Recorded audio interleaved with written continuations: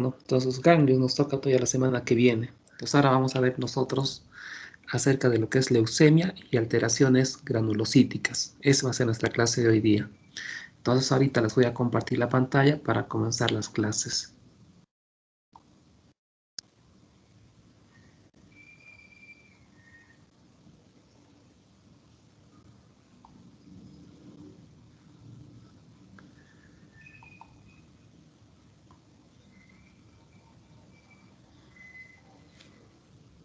Y ya. Logran visualizar mi diapositiva, ¿no?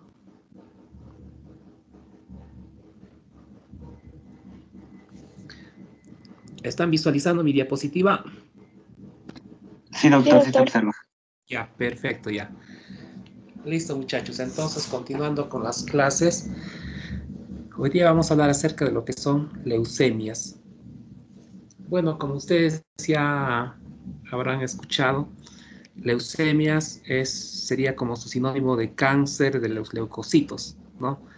Pero ya etimológicamente ha quedado como tal y se denomina en sí a toda aquella proliferación de leucocitos de manera exagerada y que va a comprometer la vida si es que no logra controlarse, ¿no? Pero no toda leucemia puede cursar con una proliferación celular.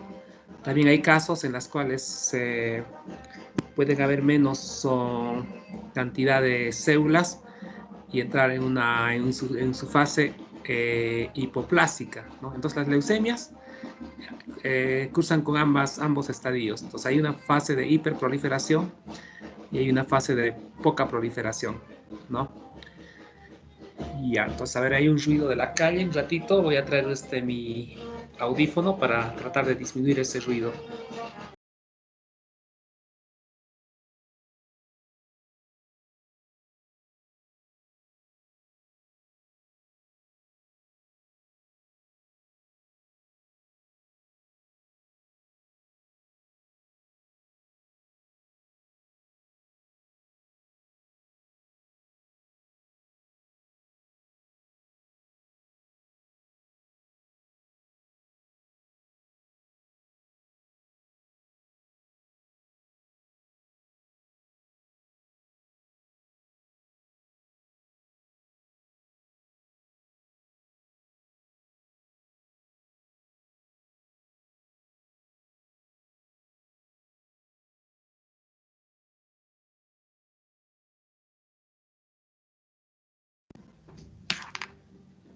Ya, entonces continuando.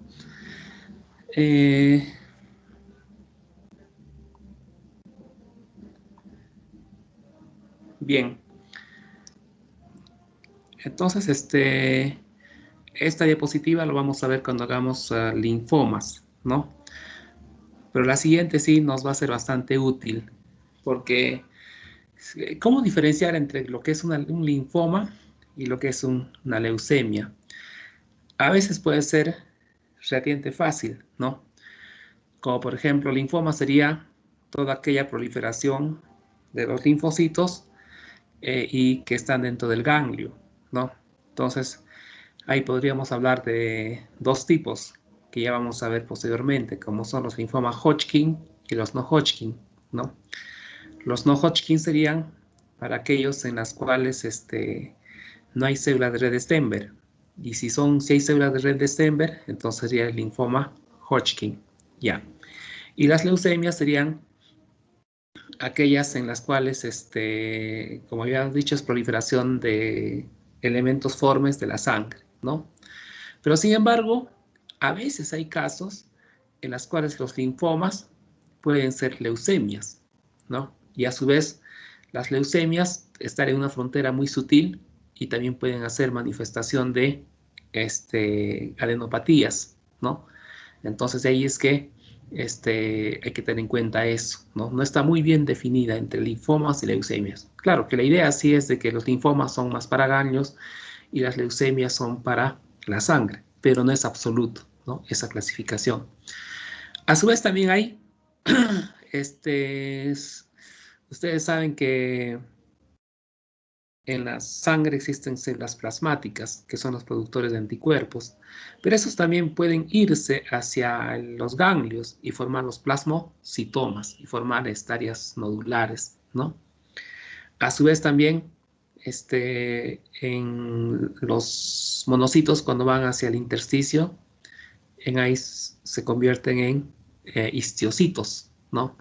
Y también pueden producir una histiocitosis, pero su origen ha sido en la sangre, ¿no?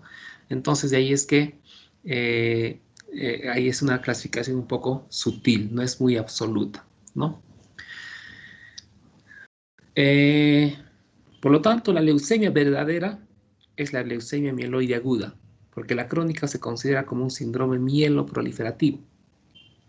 Y las linfocíticas aguda y crónica se clasifican dentro de los linfomas, ¿no? Entonces, porque ustedes ya deben de saber, existen leucemias mieloides agudas, leucemias mieloides crónicas, leucemias linfoides agudas, leucemias linfoides crónicas. Y de acuerdo a lo que ustedes están viendo en la diapositiva, la única, la que está por exclusividad de la sangre, es la leucemia mieloide aguda, ¿no? En cambio, la crónica, y ya hay una combinación de ambos, porque si bien es cierto, no afecta todavía los ganglios linfáticos, pero sí afecta a la médula ósea, por eso se llama como síndrome mieloproliferativo. En cambio, las crónicas y agudas están dentro de los linfomas, ¿no?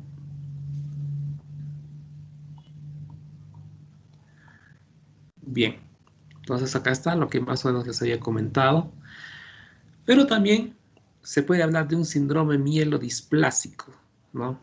¿A qué se denomina? Es que los síndromes mielodisplásicos todavía no son cánceres, sino que ante ciertas circunstancias pueden transformarse a leucemia mieloide aguda, ¿no? Y ahí es que hay que tener en cuenta este hallazgo, ¿no?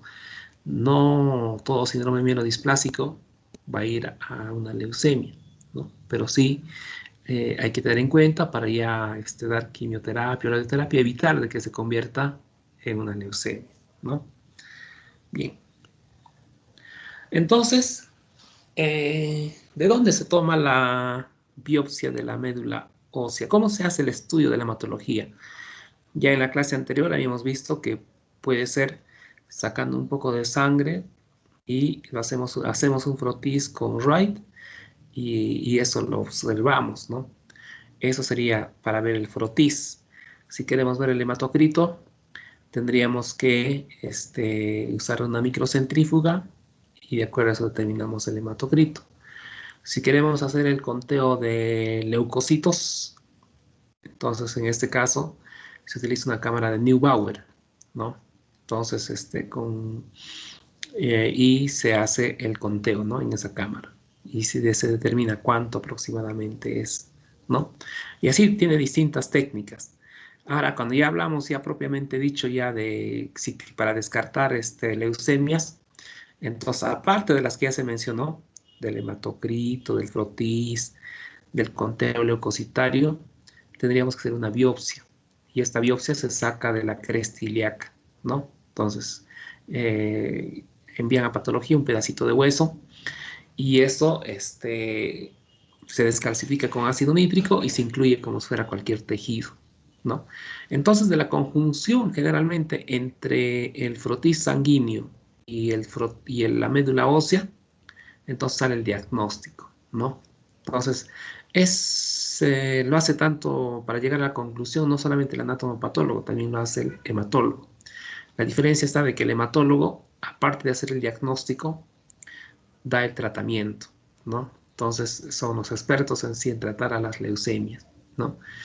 Y cuando se hace una biopsia ante estas entidades, aplasia medular, mielofibrosis, leucemia leucémica, síndrome mielodisplásico, o cuando hay se sospecha de que hay metástasis de algún cáncer al hueso, ¿no? Como puede ser el cáncer de próstata, o cuando hay una también reacción granulomatosa, como en el mal de poto, ¿no? Que es la tuberculosis ósea, y también para hacer distintos tipos de estadiaje de síndromes mieloproliferativos y síndromes de inmunodeficiencia. Entonces, en esos casos se hace la biopsia, ¿no? Bien. Generalmente, ustedes saben que la sangre está conformada por 3 líneas, ¿no? La serie plaquetaria, la serie blanca y la serie roja, ¿no? Estas 3 líneas son las que van a producir alguna alteración, ¿no? Entonces, cuando se produce solamente la serie roja, sería como la eritrocitosis, ¿no? Pero esta eritrocitosis puede ser primaria y secundaria. La secundaria es la que ustedes saben, ¿no? La debida a la hipoxia, también conocida como eritrocitosis. En cambio, la primaria, esa es la que no tiene causa, ¿no? Entonces, generalmente forma parte de un síndrome que se llama el síndrome, la policitemia vera, ¿no?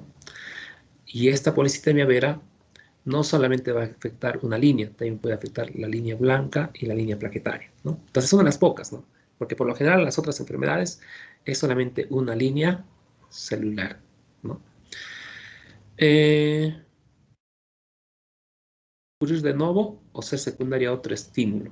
Puede involucrar células maduras o inmaduras, ¿no? Entonces, generalmente cuando son maduras, no habrá ese sinónimo de blastos, ¿no? O sea, leucemia linfoblástica, por ejemplo, se refiere a una célula inmadura.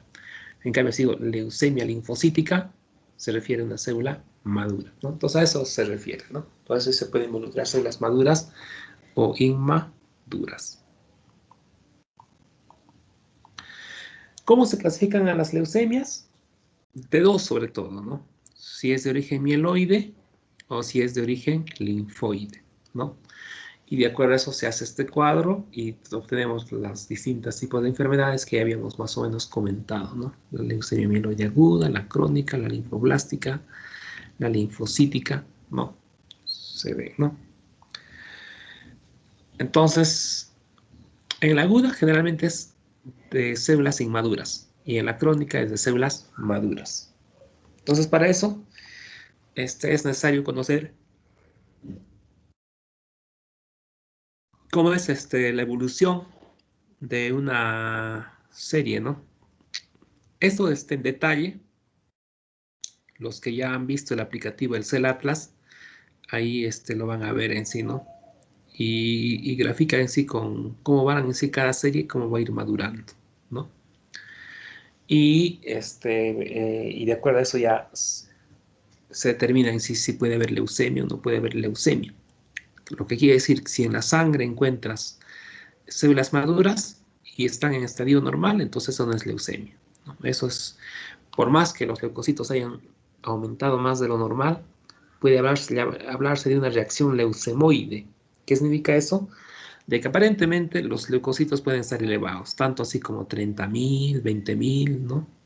Y puede ser porque de repente el paciente está en sepsis o el paciente tiene apendicitis aguda, que ha sido, incluso que está que a punto de ser peritonitis, ¿no? O hay un foco, un absceso por algún lado, ¿no? Entonces, no, hasta 30.000 se puede considerar como una reacción leucemoide, ¿no? Entonces hay que esperar y ver si baja, ¿no? Si después del tratamiento. Si no baja, entonces ahí la sospecha de una reacción, de una leucemia ya comienza a aumentar. Entonces ahí es donde que ya se hace un frotis, ¿no? Cuando no baja, se hace un frotis y se tiñe con el RITE y el hematólogo va a ser experto en determinar si hay o no hay, ¿no? Y entonces en la sangre, cuando hay leucemia, vamos a ver elementos inmaduros, es decir, vamos a ver núcleos, ¿no? Nucleolos dentro ¿no? de la célula, ¿no? Por ejemplo, en este caso, este es un mieloblasto y acá se están insinuando, ¿no? Lógicamente vamos a ver los núcleos bien claros, ¿no? En el promielocito lo mismo, en el mielocito igualito, en el metamielocito ya están desapareciendo, ya, ahí ya desaparece, ¿no? Pues ya no hay ese nucleolo, ¿no? Entonces, no, nucleolo es lo que tienen que ver. Acá en el mieloblasto, sí, ¿ven? Mieloblasto y promielocito, sobre todo en el mieloblasto, ¿no? Entonces, cuando se ven estas células, estos blastos, es donde que se puede hablar de que estamos en leucemia. Pero si en cambio, si ves promielocitos o mielocitos, no, menos metamielocitos, ¿no? Entonces son estadios que todavía se pueden considerar como en una reacción leucemoide se puede ver, ¿no? Pero los blastos no. Los blastos en la sangre periférica deben ser muy raros, ¿no? Por no decir no haber, ¿no? Entonces, eso también ayuda a ver si estamos o no ante una leucemia. Bien, entonces pudiésemos dividir a las leucemias linfoblástica aguda y mielocítica aguda. Entonces, ¿en qué se diferencia? ¿No? La primera generalmente se da en niños, en el sexo masculino, eh,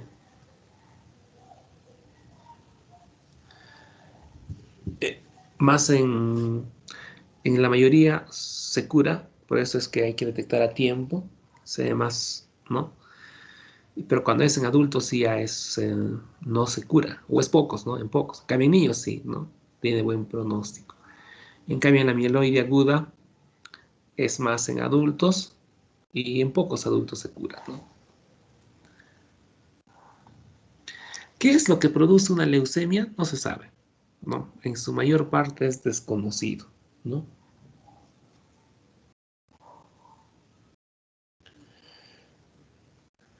Eh, y algunas de las causas, algunas, que son pocas, porque su media es idiopática, puede ser un desorden hematológico subyacentes, algún químico, drogas, una radiación o el virus del HTLV1, ¿no? O también pueden haber condiciones genéticas, ¿no? Como por ejemplo el cromosoma de Filadelfia, ¿no? Entonces, pero eso también, este cromosoma de Filadelfia, aquel que lo tiene no significa que va a tener la enfermedad, pero sí puede estar asociada, ¿no? Entonces, ¿en qué consiste ese cromosoma de Filadelfia? Resulta en sí de la translocación entre el 9 y el 22. Bien, entonces, ¿qué tiene un paciente con leucemia? Entonces, para eso vamos a ver los síntomas. Los síntomas son debido a falla medular, a la infiltración tisular, a las leucostasis y a los síntomas constitucionales, ¿no? Entonces, falla medular, ¿en qué consiste?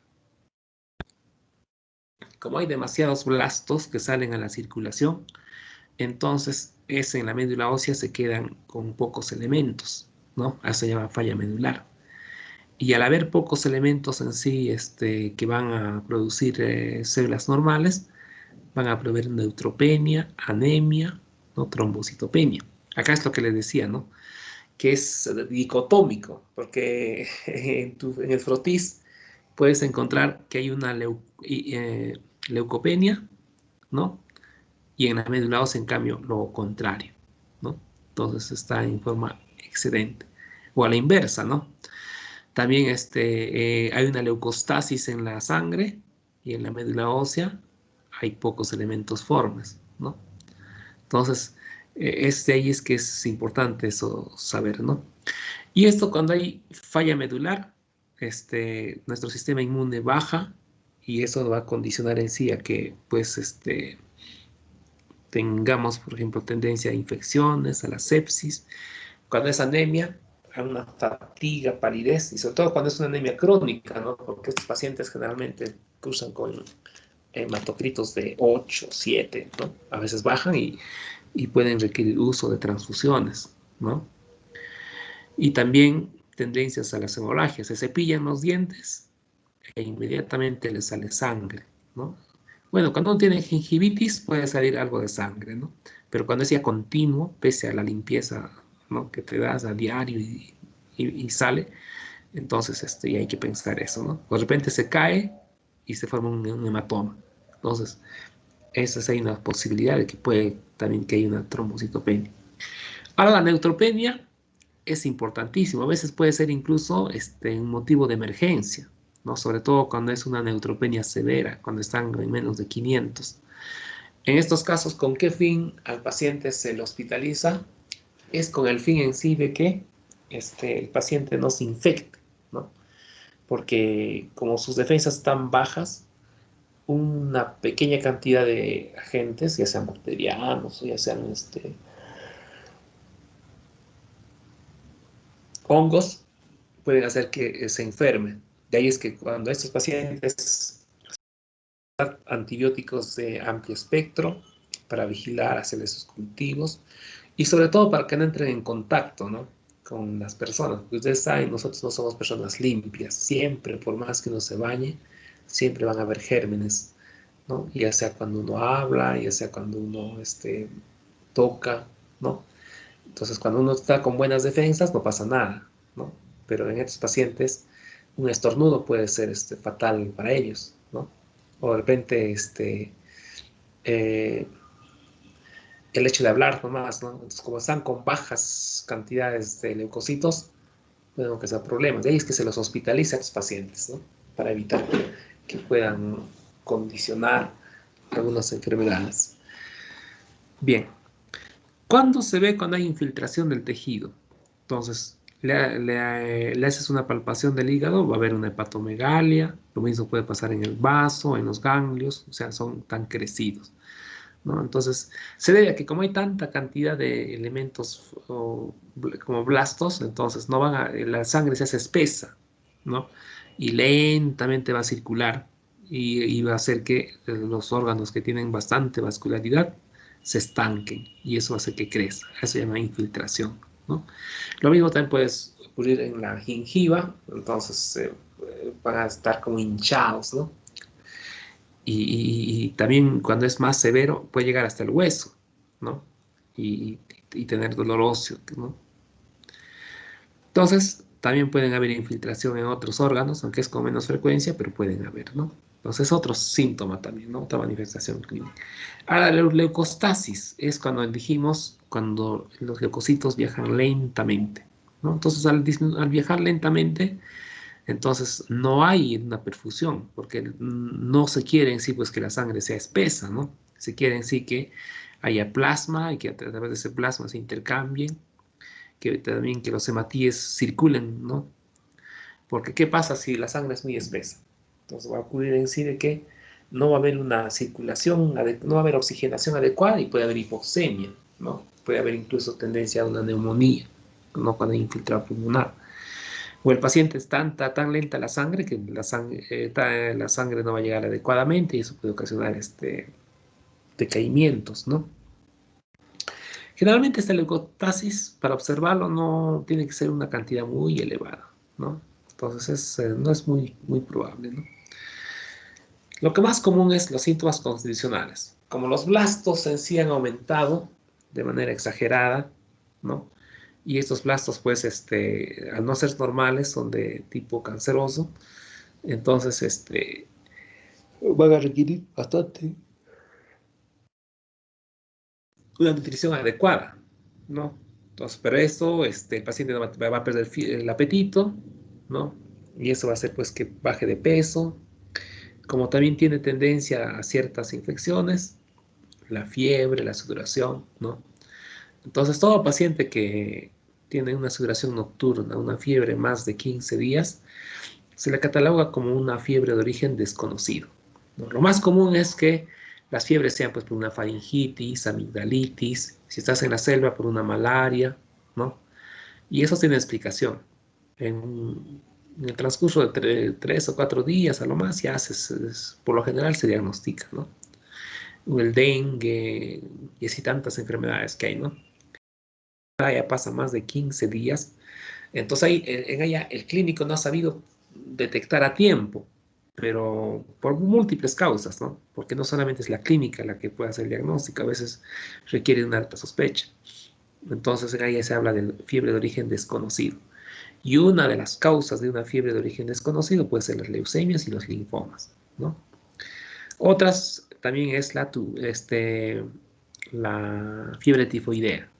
Y hay otras tantas, ¿no? Que ustedes ya en clínicas lo van a ver, ¿no? Pero hay que pensar siempre, no fiebre más de 15 días, por lo menos pensar en 3: leucemia, linfoma o fiebre tifoidea. Bien, entonces, ¿qué vamos a ver en el laboratorio? ¿Qué vamos a encontrar? ¿No? Entonces, vamos a ver leucocitosis, ¿no? Como les decía, ¿no? También puede haber a veces a la inversa, es decir, una leucopenia, ¿no? O pueden haber leucocitos normales, ¿no? Sin embargo, es lo que decían, el paciente puede tener todos los síntomas y normal está en su hemograma, pero le haces la médula ósea y ahí se encuentra, ¿no? Ahí es el diagnóstico. Entonces, o es lo uno o lo otro, ¿no? Pero generalmente es en la médula donde más hay la normalidad, ¿no?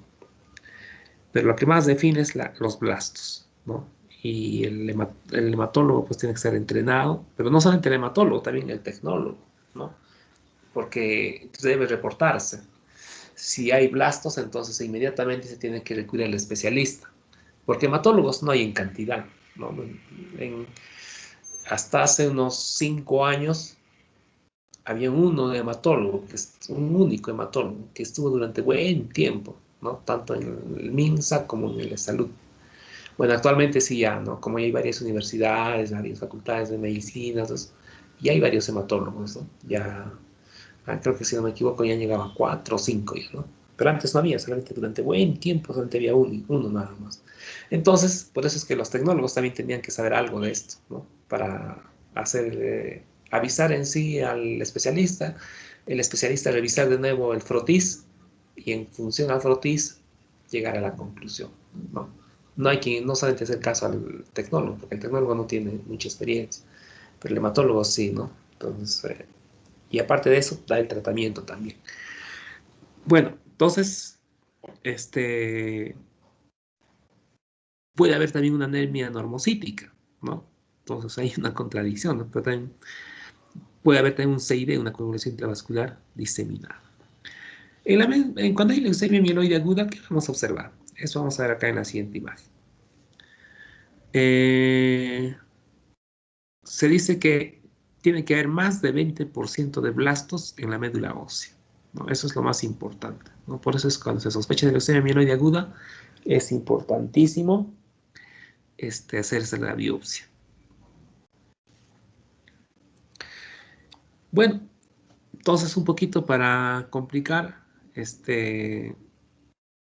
clasificación que había místico, mieloblástica aguda, mieloide crónica, etc.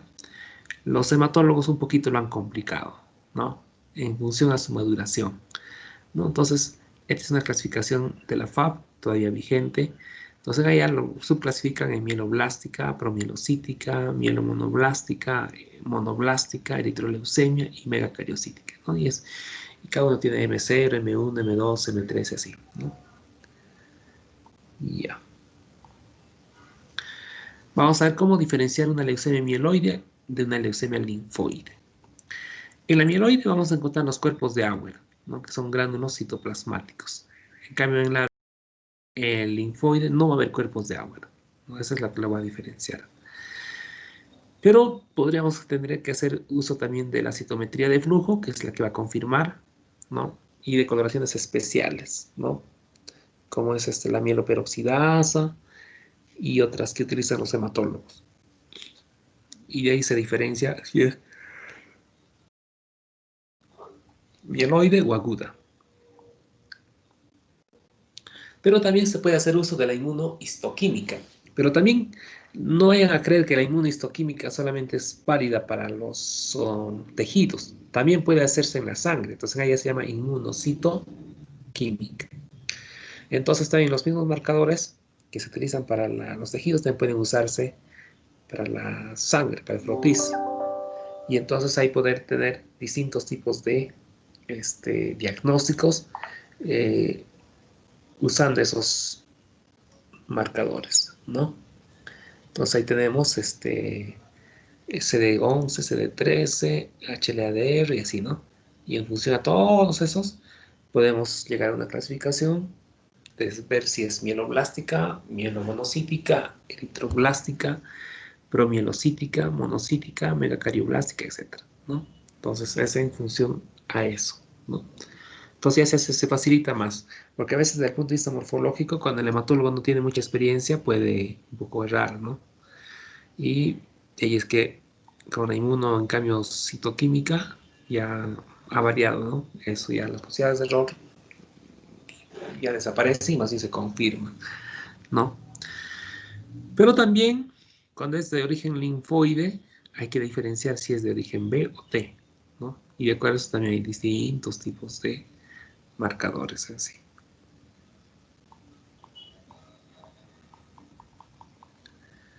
Ya. Entonces ahora vamos a hablar de los linfomas. Pero ahora vamos a ver cómo está en la siguiente.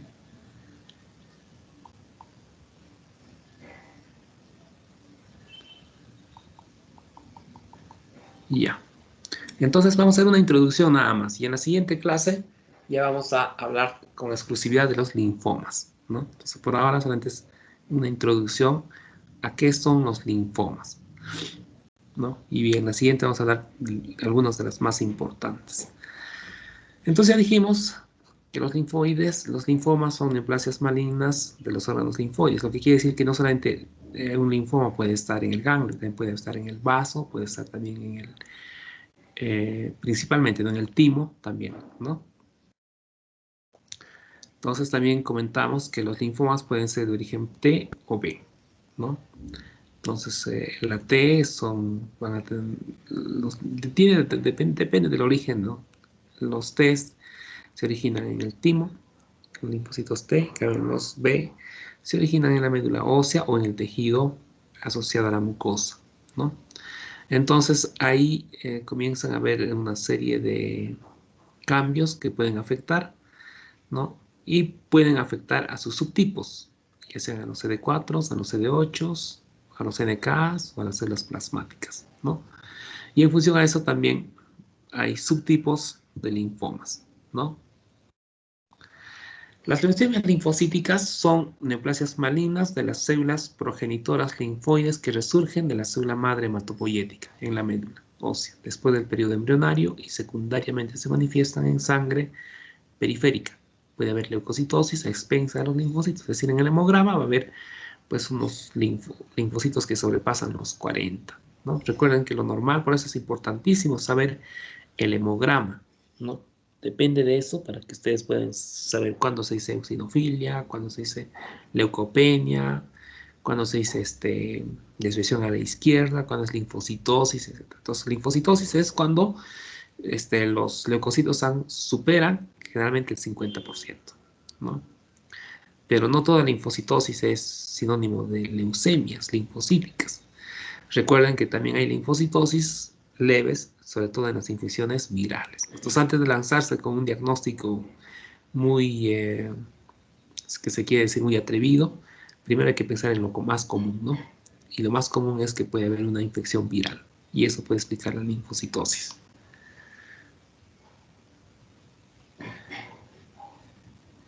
Entonces, las leucemias linfocíticas van a tener mutaciones que van a ocurrir en la célula madre hematopoyética, lo que da origen a la reaparición de progenitores linfoides de la médula ósea después del nacimiento.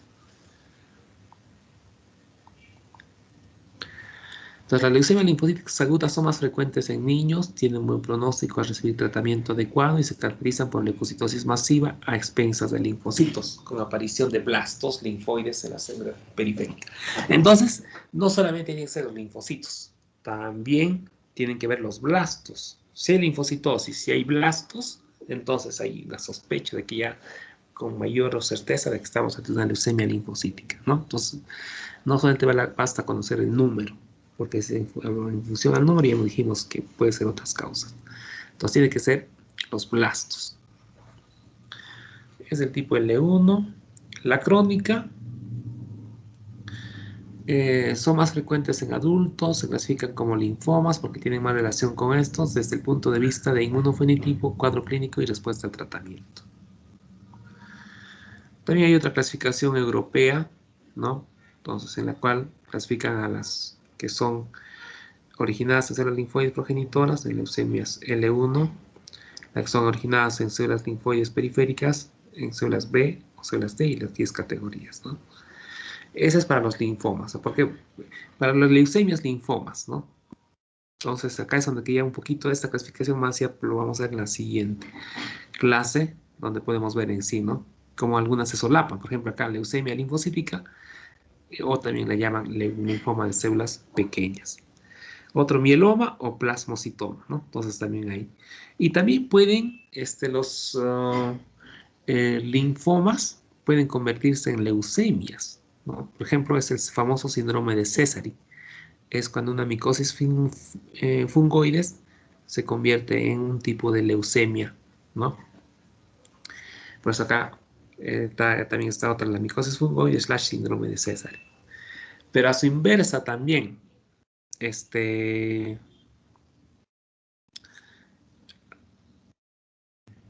bueno, se fue el nombre, ¿no? Entonces, para que vean, hay algunos cambios, ¿no? También hay linfomas, leucemias, ¿no? Es decir, se manifiestan tanto en la sangre como también manifestación de ganglios, ¿no?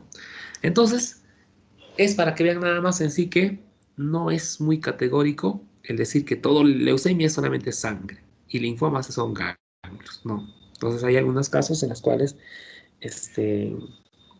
pueden variar, ¿no? También hay algunos que pueden transformarse, como hemos dicho, la micosis fungoide en un linfoma, que puede convertirse en un tipo de leucemia. Bien, muchachos, entonces hasta acá es nuestra clase de hoy día, de manera sucinta, tratando en lo posible de que sea didáctica, ¿no? Y como una introducción a lo que son el estudio de las leucemias, ¿no? ¿Alguna interrogante? ¿Alguna pregunta? Ya. Entonces, si no hay ninguna interrogante, vamos a dar un intermedio de 10 minutos o 15 minutos, ajá, como